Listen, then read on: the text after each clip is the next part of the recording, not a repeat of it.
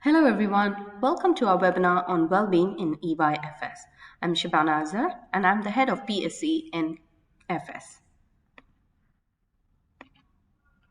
Today we will be going through EYFS as an introduction for you all, and then well-being and involvement as an induction process, what PSCD is, a unique child, self-regulation, managing self and play, how to promote well-being and involvement at home.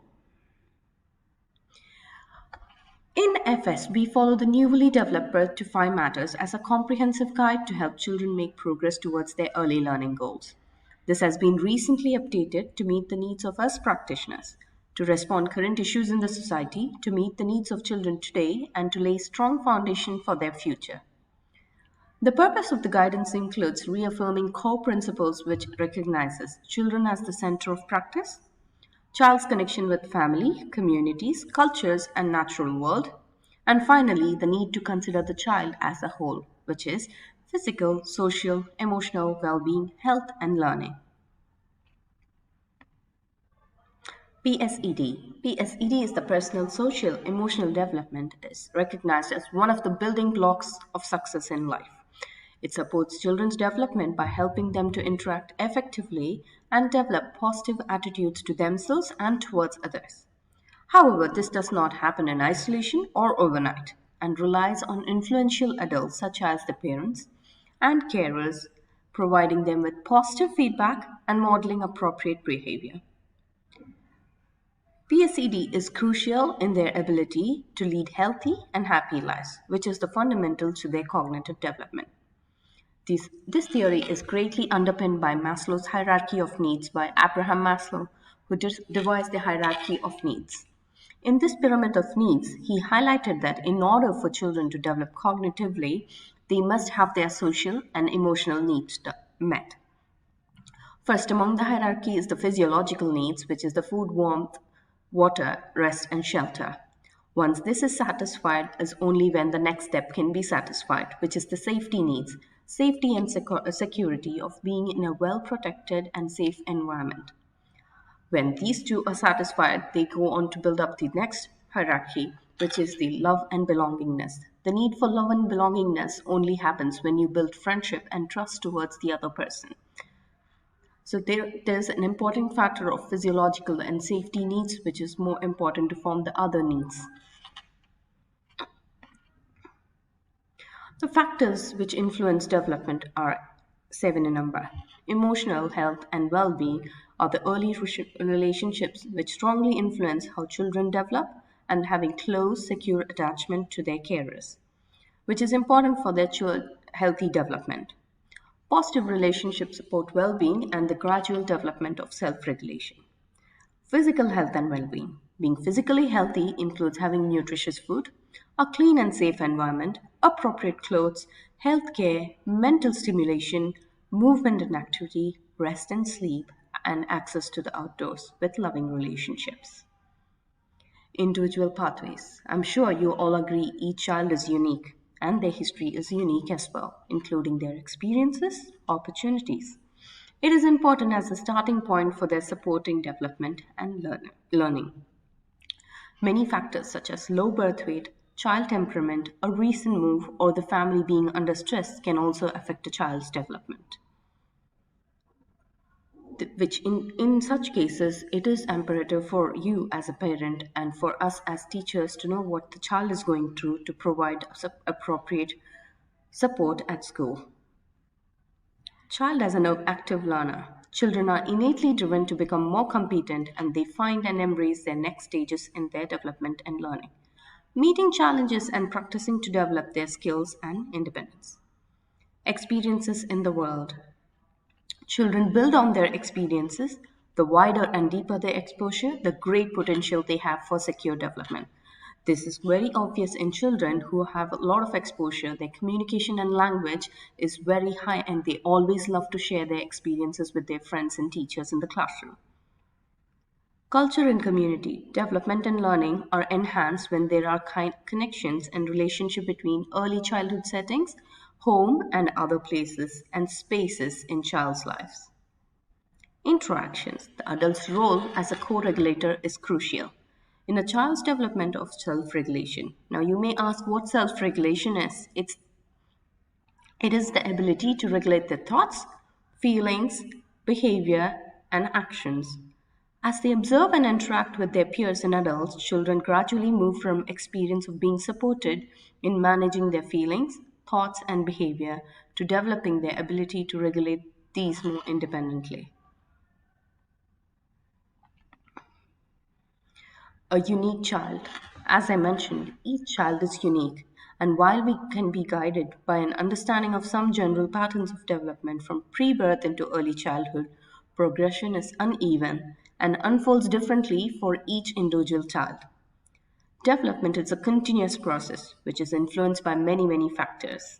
Development refers to the process through which the body, brain, abilities, and behavior of the infant, child, and adult become more complex and continue to mature throughout their life. Development involves cognition, memory, attention, language, and communication, as well as feelings, relationship, and sensory motor skills. Well-being and involvement as an induction process. Early relationships strongly influence how children develop and having a close, secure attachment to their carers, which is important for their child's healthy development.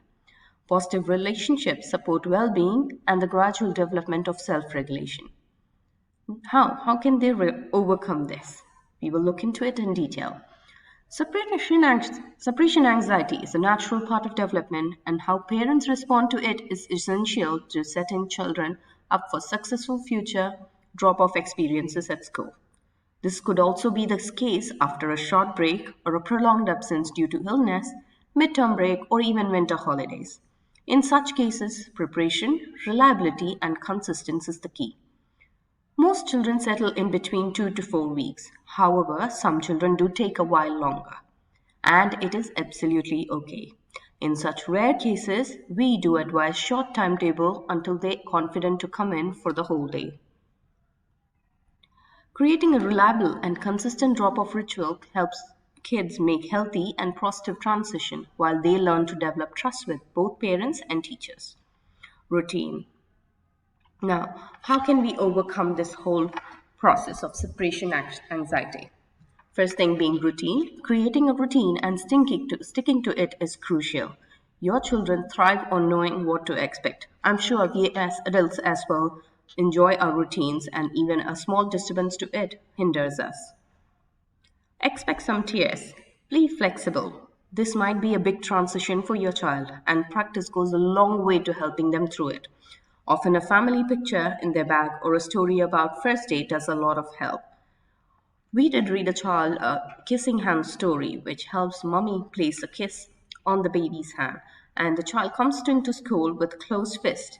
And every time he or she feels insecure, they place the arm with the kissing hand on their cheek and say, "This is mommy's kiss, and I'm feeling okay."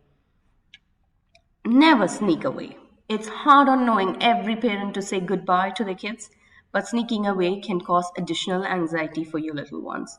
Express your confidence that they will have a great day, give a quick kiss, give a quick goodbye, and say you will be back later. Emphasize is short and sweet. The best goodbyes are short and upbeat. Watch them learn, even if you experience the dramatic drop off.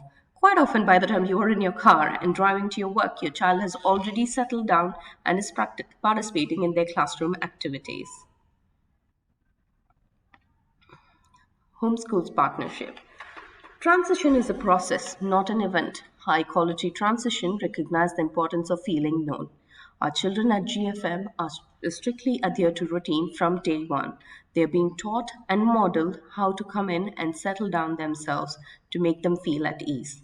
They begin the day by putting their bags in the cubbies and taking their water bottle out of the cubbies and putting them in the classroom for them to access it throughout the day. Moving on from there, they would self regulate their feelings and emotions, they will address it, and then they start writing their name by themselves.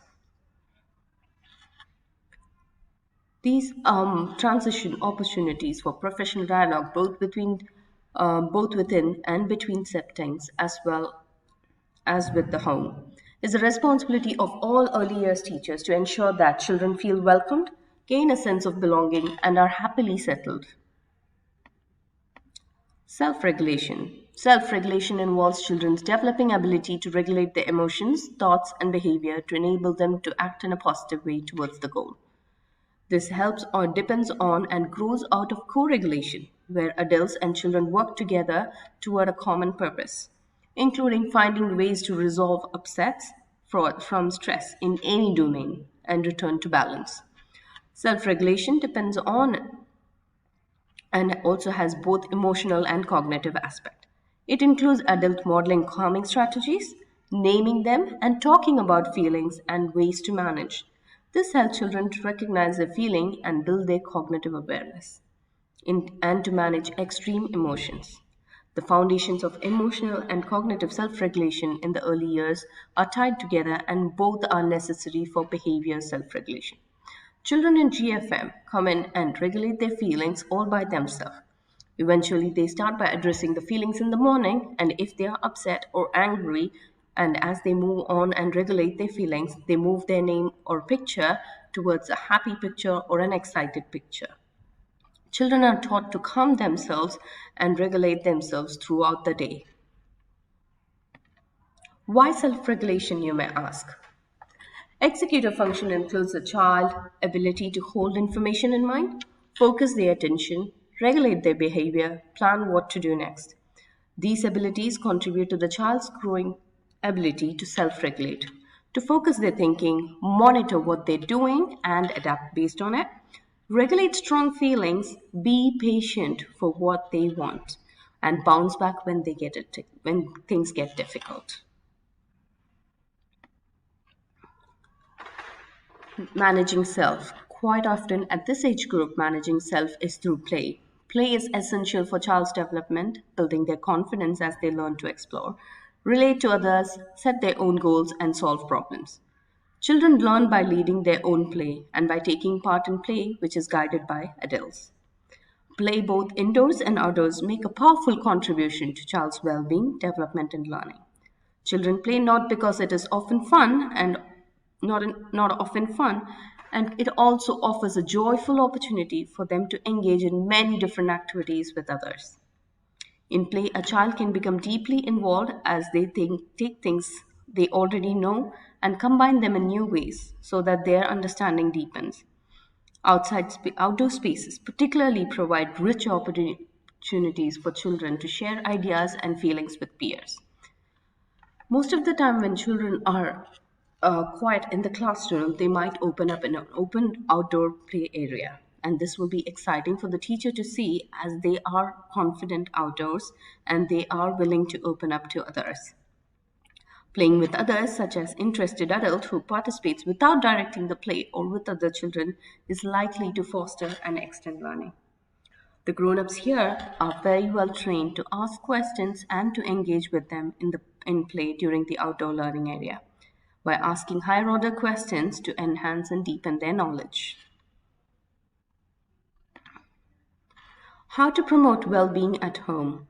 Co-regulation strategies help children develop self-regulatory skills like positive relationship, enabling environments, learning and development.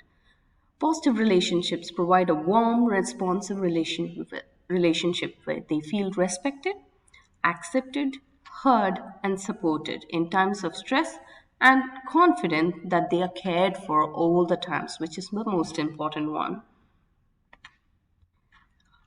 And how do we promote involvement at home? Children build on their experiences. The wider and deeper their exposure, the greater potential they have for secure development, which can be created in an environment that makes self regulation manageable, structured in a predictable way, which is emotionally and physically safe for children to explore and take risk without any unnecessary stresses. We need to teach self regulation skills through modeling, suggesting strategies, providing frequent opportunities to practice, and scaffolding to support children to use self regulation skills. This can be done in various activities like cooking, baking, gardening, car washing, even. That's all for today. I hope this was really helpful. Thank you and have a lovely day.